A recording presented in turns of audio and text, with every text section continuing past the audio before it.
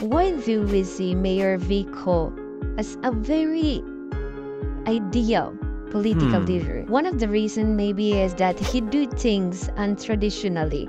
He leads by example, and he is very charismatic.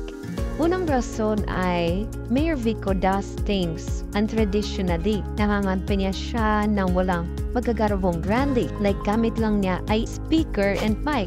And that's it. Habang ang iba may magagarabong rally, may mga dancers at may mga paayuda. Ang rason niya bakit ginagawa na ito ay dahil naniniwala siya na kapag maraming gastos ang politiko, malaki rin ang babawiin niya. At maraming mga politiko, or should I say, trapo ang giruti dito. So, unang rason bakit very ideal si Mayor Vico is he do things in an unusual way. Kinagawa niya ang mga bagay-bagay na kakaiba sa atin because tayo nasanay na sa mga trapo or traditional politicians.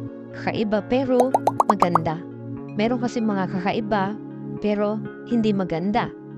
Ikalawa, she leads by example. Sabi nga, a good leader is a good follower. Si Mayor Vico, makikita mong nakasuot ng ID kahit mayor na siya. Sumusunod siya sa mga simpleng rules. Siya rin ay nakilala bilang anti-corruption champion ng US. Kaya makikita mong kung ano ang gusto niyang gawin ng iba ay ginagawa niya mismo. Gusto niyang huwag maging korap ang iba, kaya ginagawa niya. And last but not least, Mayor Vico is very charismatic and maybe one of the most charismatic leader in the Philippines. Maraming reason bakit sobrang charismatic ni Mayor.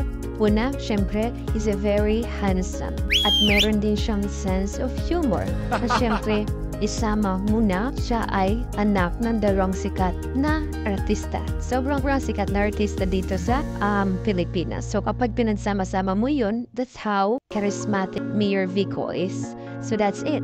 That's my personal reason why I think Mayor Vico is a very ideal leader as of now in the Philippines. At isa, ako sa mga Pilipino na umaasa at nagdarasal na sana'y tayahin din siya ng ibang politician. Before we end, I would like to share this verse to you. Blessed is the nation whose God is the Lord. Maraming salamat and God bless mga ka-Vico.